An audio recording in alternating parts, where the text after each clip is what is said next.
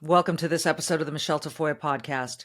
Harvard, Princeton, Penn, MIT, once pillars of academia, are now being looked at with a little bit of question in people's minds because of the agendas in the administration, in the corporate boards that run them. So, what do we think people are being taught in the classes at these institutions? And when it comes down to history, it's hard to believe that history could be manipulated and shaped to be taught in a way that, I don't know, makes you hate your own country. But it seems that that is what's been going on here in America over several decades, probably longer. Jack Henneman is our guest coming up. He is a former attorney and healthcare executive turned historian. He's also on the board of directors of FIRE, the Foundation for Individual Rights and Expression, an organization we promote proudly here on this podcast. He has found a way to teach history in a podcast that is so accessible, so listenable, so interesting, so well-researched, and I dare say unbiased. This guy needs to be heard. And so I highly recommend you listen to him. Now, we're going to start off with an excerpt of one of his podcasts where he quotes from a JFK speech from 1946, just to give you a little flavor of what he delivers. And then we'll get in deep with Jack Henneman about history, about today, and how we're talking about American history, and how the future might look back on all of this. It's going to be, I can already tell you, it is fascinating. Stay tuned. Welcome to the Michele Tafoya podcast.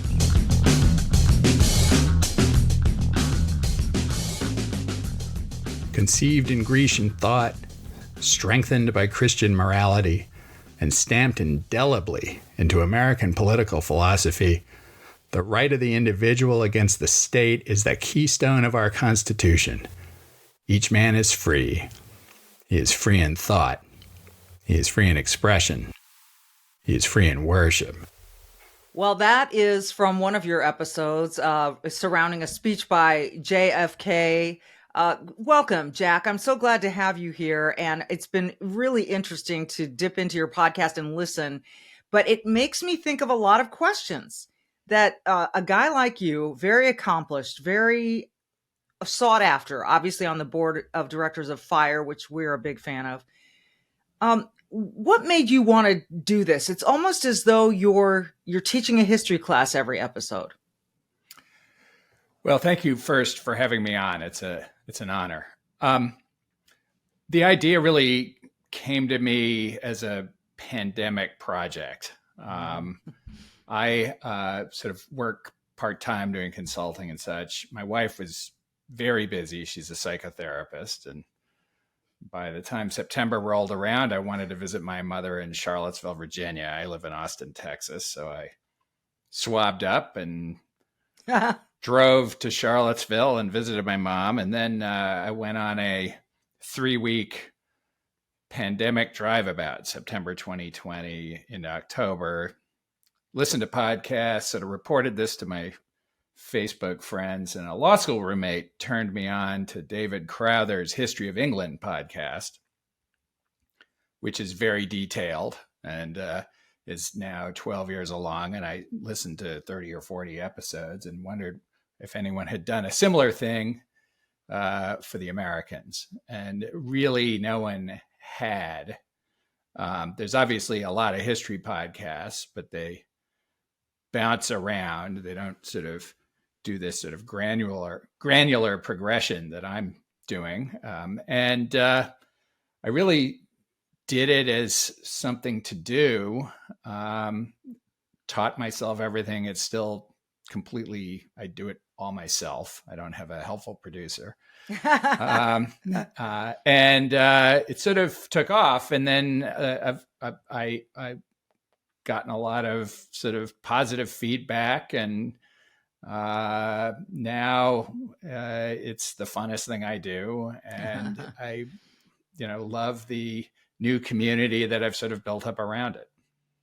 I would imagine one of the most fun parts would be the research, the studying for every episode, because that to me sounds like an exploratory journey where you're learning something new all the time. How far back did you start? In other words, it's called The History of the Americans. At what point do you think the history of the Americans begins? Well, that's obviously a subject one can argue about. And in fact, when I got back and started October 2020, sort of conceptualizing the whole thing, I started by reading 2 or 3 books on Jamestown and 2 or 3 books on Plymouth. And then I realized I was doing it wrong, that there was this whole phase of exploration by the Spanish that included the Narvaez expedition, Soto, Coronado, and so forth in the 1500s. And they covered a huge part of the country. And then I realized, well, wait a minute, there were people here first. And that sounds silly, but I had to sort of break out of my own assumptions. Like most of us, we were shaped by our schooling. And so I opened it up with 2 episodes on the indigenous peoples before Columbus. And then I, from there, did, I think, 4 or 5 episodes on Columbus, because if you don't talk about him, it's very hard to understand everything that comes after it. So even though the only place in the U.S. he touched was Puerto Rico, you still have to really engage with it. That part of it is fascinating because Columbus has been made to be such a villain in America. Columbus Day has all but been canceled. Do you think we have that right or wrong these days? One of the things you say is presenting history without presentism. In other words, the lens of everything we know now, you're trying to just present it as it happened. So what do we have right and what do we have wrong about Columbus, do you think? Well, it depends who we is, I think. Look, okay, Columbus was a remarkable and deeply flawed person. He had an innovative idea. It was essentially a high-risk venture that he pitched, much as a tech startup would seek funding today. He really had a pitch deck, and he shopped it around the monarchs of Europe. And really, at the last minute, Isabella took it up on the theory that it was Columbus was probably wrong, but it was a worthwhile speculation. He was a natural seaman. He had capabilities at sea, not just sailing to the west, but coming back in a very arduous journey. And remember, if he didn't get back, he wouldn't have discovered anything because he would have perished. Right. He was a terrible colonial administrator and was personally insecure, and he was hard to like. And he initiated slavery in Hispaniola to mine gold. And so there's an awful lot one can criticize about Columbus on the one hand. On the other hand, as an act of inspiration, courage, and vision, it was quite something. And, my view of history and the importance of history is that it teaches what Greg Lukianoff, who you had on recently, would call epistemic humility. It teaches us how much we don't know. If the great people in history have huge strengths and huge weaknesses, so do we all. Yeah. And I think that just as people who idolize Columbus or anyone else are sort of too certain of their views, I also think in many cases today's critics are also too certain of their views. They tend to seize upon one trait or one thing they did and conclude that condemns them. Well, we're all likely to be equally guilty of something horrible if judged from the distance of a couple of centuries. which is what I love about your view of all of this. And I think it gets so lost in today's discussions about history that people can do great things and still have flaws, but they still did great things. And we could pick them out today if we wanted to. I'm sure we could find great flaws, and people have found them in Steve Jobs and, whomever you want to find them in. It doesn't deny an accomplishment. So is that kind of what you mean by eliminating presentism? Well, that is a aspect of that. Presentism really means sort of what it sounds like, the application of today's morality or philosophical thinking or point of view to moments, events, people, decisions in the past. Mm-hmm. And there's a lot that could be argued about that. You can't eliminate it entirely. We are ourselves trapped by how we're raised and what we've learned. So I've now sometimes say there's no intentional presentism.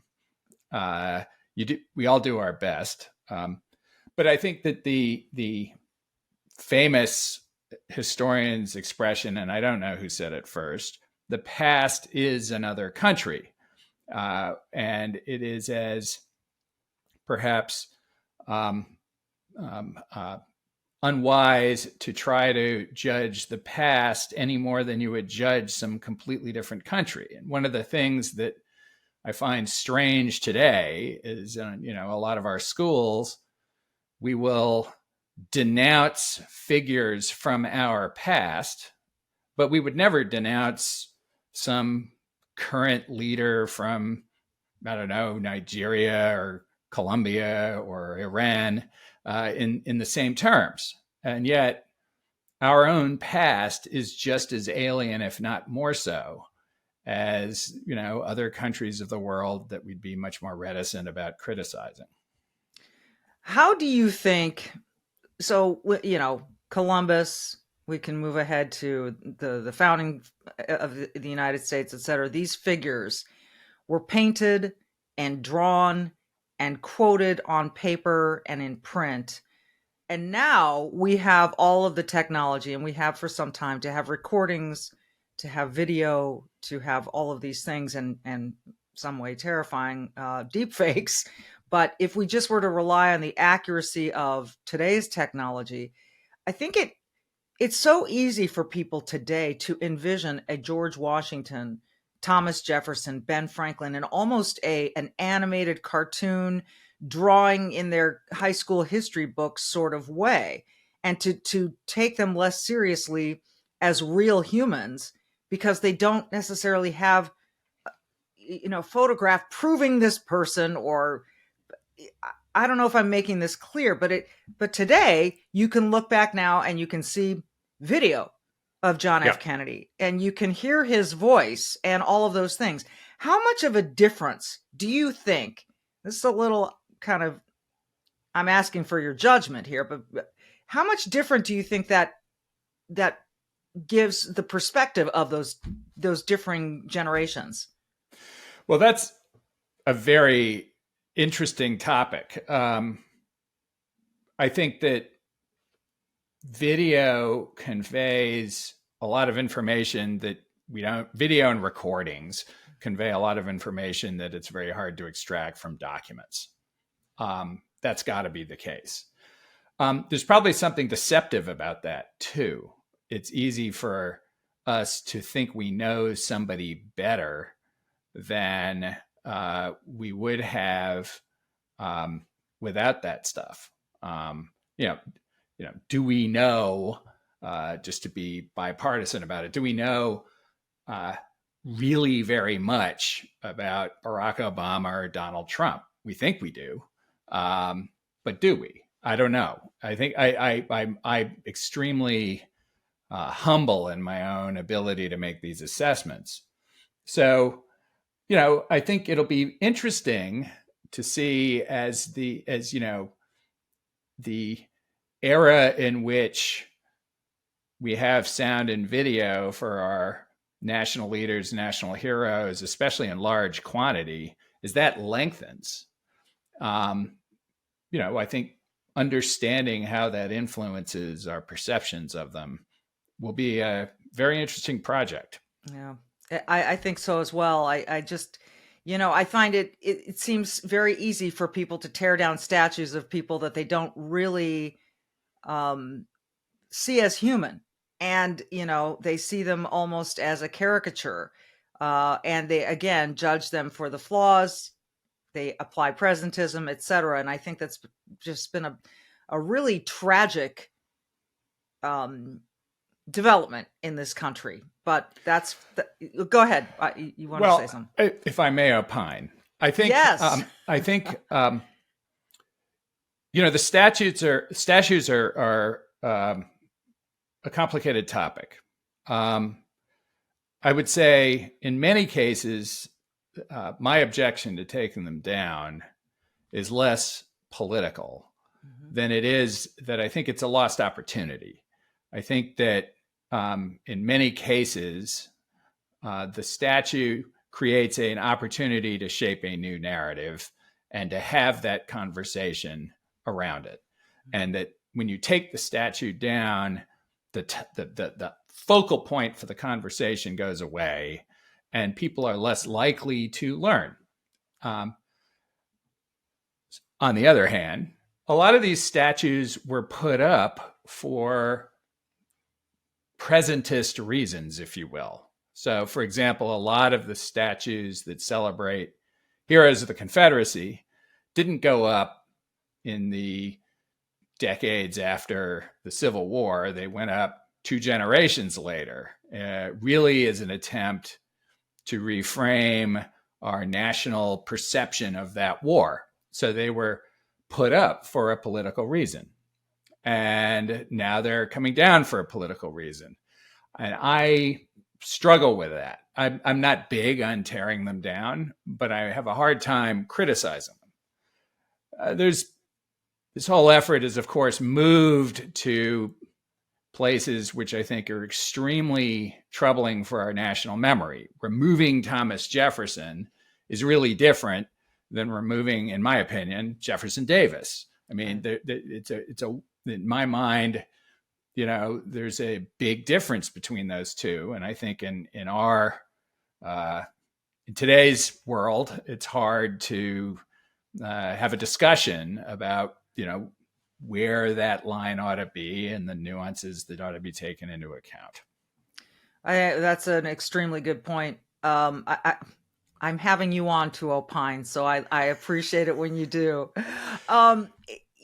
One of the things that came to mind when I knew I was going to be talking with you and discussing American history is this, in the last several years, the 1619 Project comes on, the New York Times platforming this as a way to reframe the founding of this country to a time when the first slaves were brought here. The woman who authored it is not willing to debate. It seems that many people have tried and offered to say, let's discuss this, let's debate it.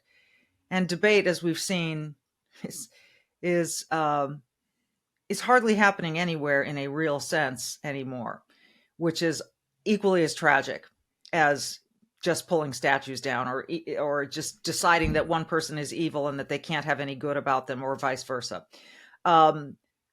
What did you make of that, of the New York Times platforming that idea, and of the fact that she doesn't want to discuss it with anyone? She doesn't want to put her thoughts, her ideas, her beliefs to the test.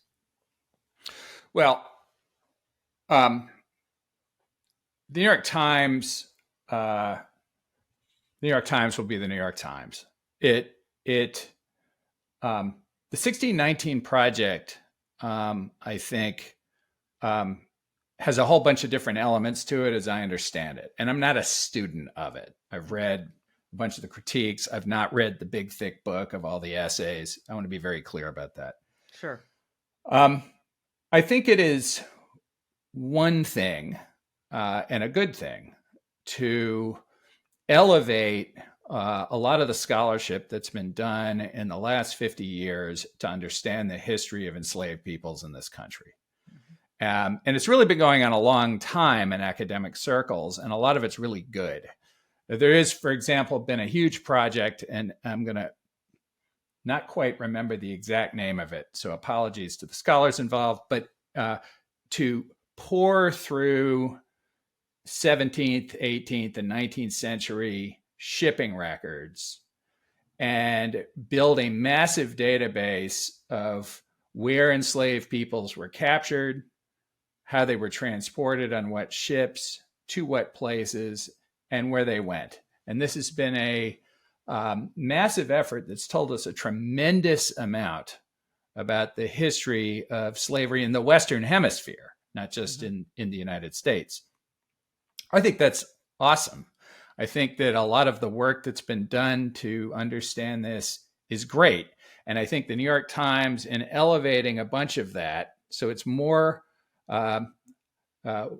it's more widely understood at a popular level, is fine. They then did something else, which I don't agree with, obviously, which is they wanted to, in the elevation of all of this excellent information, excellent scholarship, use it to entirely reframe how Americans look at their country. And it wasn't just in the stuff they wrote in the New York Times for their readership, but they built a whole elementary school curriculum around it and took it upon themselves to weaponize this scholarship for a particular political objective. And again, I think that is very destructive of the point of history. I think, as I said, a great value of history is that it teaches epistemic humility. Well, the problem is politics is about precisely the opposite. It's about epistemic confidence or even arrogance. You know, people in politics and partisans online and all the rest are just so darn certain of their point of view, okay, that they will assert it even in the face of evidence. And my guess is that Hannah Nicole Jones is one such person, and the people who want to debate her in many cases are also that way. I think, therefore, that the value in these kinds of debates are often it's often suspect. I think we really have to recover our old habits of talking to each other. I don't want to lump you in with me, but I think people roughly our age have a shot at doing that. But we have to break ourselves, again, an opinion, of this modern idea that what we want to do is own the other guys. Much rather have a conversation with them and figure out what we can agree on. It's so interesting that you use that term "own." I want to own you. I was ambushed on a particular podcast, and when they put out the social media clips, so and so torches, so and so schools, so and so blasts, so and so, just so. In other words, it's one side versus the other, and there wasn't a conversation. It was someone just sledgehammering the other person to make their own points. And there can only be one winner. There cannot be conversation and debate. There has to be a winner and not just a loser, but a demolished, imploded mind. This person's opinion is just absolutely flattened. And that kind of rhetoric has just been soaring in the press. And of course, social media has exacerbated that. But I've noticed that so much lately that, all of those verbs, torched, schooled, just, all of it. You know what I'm talking about. I'm yes. Losing track of the words, but it is really interesting. And I think you raise a beautiful point. And that is that as certain as Nicole Hannah Jones is, the opposite person would be. You're right. How do you think? Because you seem to have some confidence that we can learn or adjust and get back to talking to each other? What's the first step? Well, I think that serious people who want to actually have an exchange of views rather than score an immediate political point or social media moment, there's things we could do, I think, to make that better. So, for example, if two people on the opposite sides of the 1619 project wanted to have a debate, maybe a way to do it would be to have it in private as a conversation and have a transcript and release the transcript a month later. Yeah.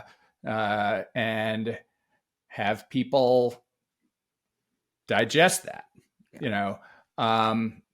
and potentially learn from it. Each in that context, one-on-one. I mean, I have friends who are my age from college who are jerks and exchange on Facebook, but you're sitting around with them having a beer and you have a complete, turns out you've got about 40% common ground on the issue. Absolutely. And it's a completely different thing. So I think, there's a lot of fretting about, quote, our democracy. And I think that the most important thing we can do to protect our democracy is actually figure out how to have open-minded conversations with each other again. And that may require rebuilding a little bit using new mechanisms because we don't trust each other in an age of social media and video. So we need to rebuild trust. And there's ways to do that, I think. That's, when you were talking about, I hate to bounce around here, but when you were talking about Christopher Columbus and how visionary and brave and, the risk taking that he undertook to do what he did. And yet he was flawed. I wonder how history will look back on someone like Mark Zuckerberg, who was a visionary, who came up with this amazing Facebook, Meta, all these, but there's been damage done by social media. We haven't even begun to see the damage done by social media. I wonder if decades, generations from now, Mark Zuckerberg will be held in some kind of presentism of the future where they say, how could he not have seen how damaging social media might be? Now, I'm not saying he's responsible for all of it, but he built the platforms. He built the original town square where people could just throw stones. Well, you see this. Happening with industrial entrepreneurs of 100 years ago, right? I mean, Henry Ford is an example.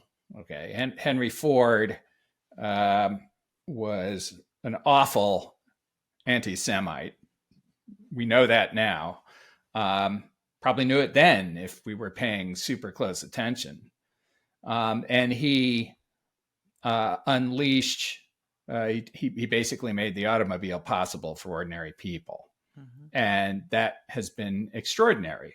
Now, at least in some circles, the view is, well, maybe the automobile, the mass use of automobiles has been really destructive in ways that put us at risk.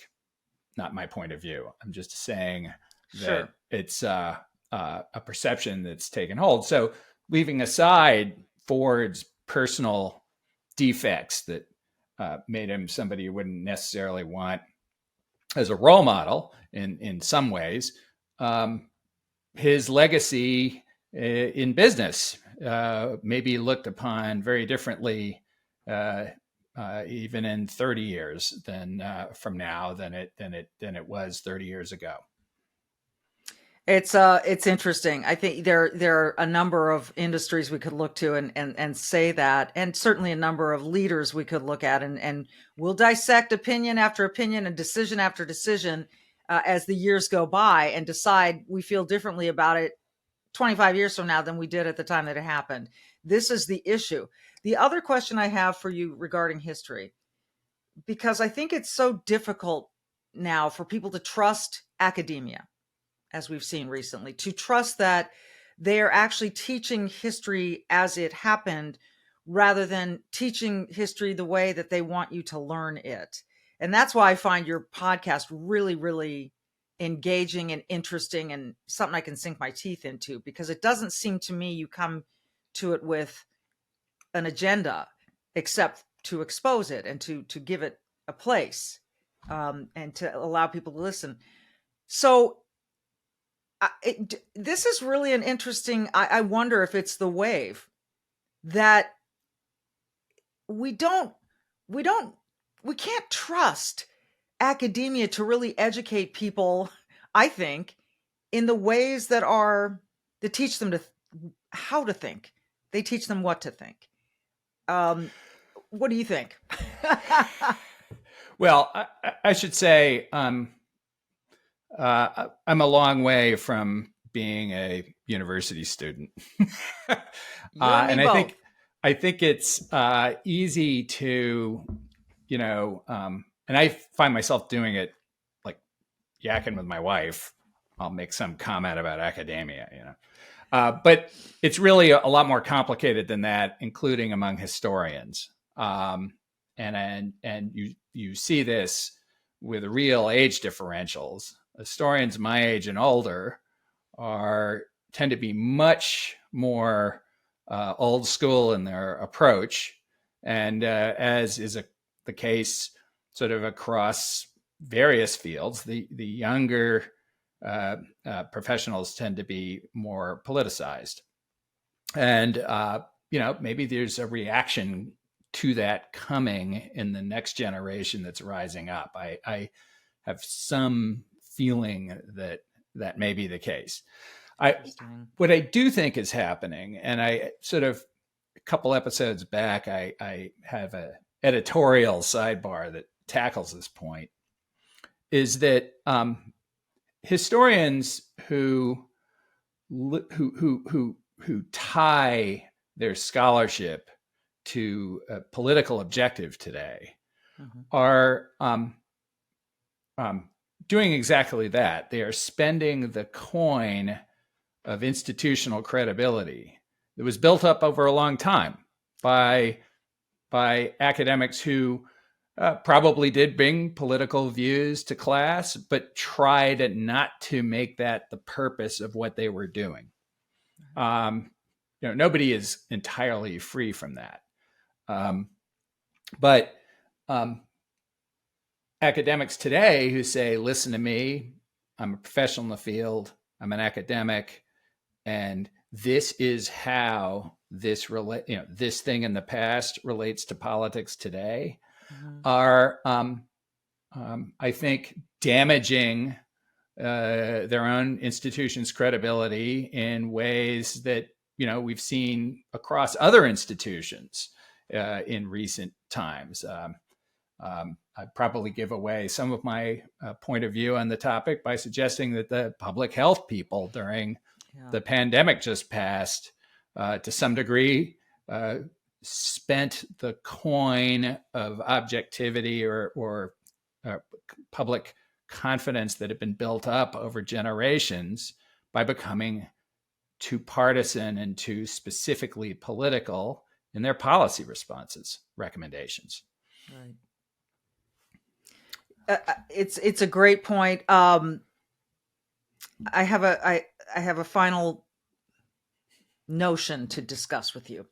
I have a friend who, in her email signature, quotes Jablonski by saying, "Data don't lie." I can take raw data and say, yes, 2 + 2 = 4. That's no lie. But data can be manipulated to form a particular narrative. Would you agree with that? Well, I mean, in all kinds of situations, financial information in the hands of a good financial analyst can be characterized to show a company is doing well or less well. So that's the case with history. Part of the practice of history is arguing about the importance or relevance or weight that should be put on a given piece of evidence.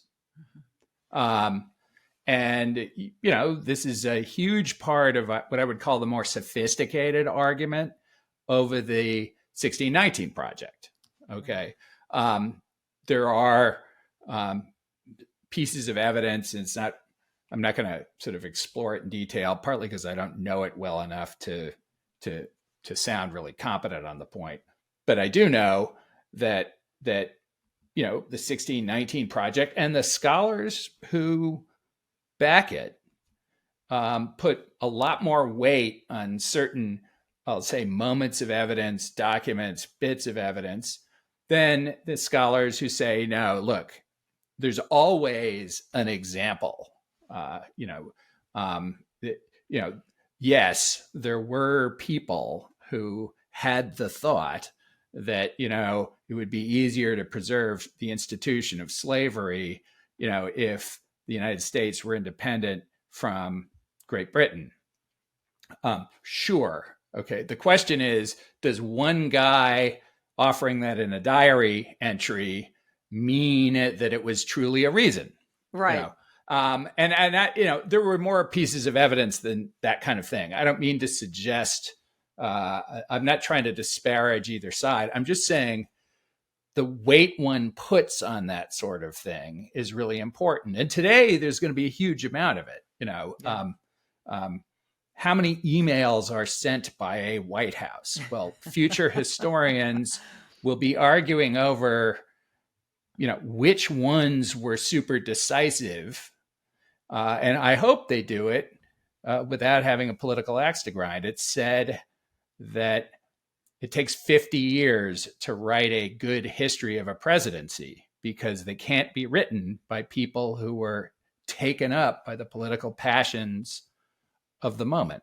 So maybe the best history of the Trump presidency is going to be written by somebody who's 10 years old right now, and that's part of the reason. You need somebody with distance to put some weight on the different elements. This is so fascinating. I could talk to you for hours. But the beauty is that people can listen to you for hours. The podcast is The History of the Americans, and you can find it everywhere. And you can follow him on X, formerly Twitter, and many places. Jack Henneman, it's been a real treat. Like I said, I'd love to have you back because so many of your episodes, there was an episode on Thanksgiving I was listening to that raised so many questions and queries in my mind. And it's a wonderful, wonderful listen. And I hope people will go find it. The History of the Americans podcast. He is Jack Henneman. Thank you, Henneman. Thank you. I have a good friend named Henneman. Thank you for taking the time. I genuinely appreciate it. Thank you for having me, and thank you for your kind words. Very much appreciate it. It's a labor of love. You're very fortunate to be able to do that. It's a beautiful thing. People go check it out. This one's worth. My son said to me last night, "Mom, there are so many podcasts," and I said, "Yeah, I know that, son. I've got one." And he said, "But they're just everyone's got a." But fortunately, now and then we roll upon one that we find that is useful, that is listenable, and that is worth your time. And this is one of them. So, Jack, thanks for joining us. Everyone, as I always say at the end of every podcast, be brave, do good, go out there in the world today and do something that takes a little courage and something that maybe makes a stranger smile. And we will see you next time.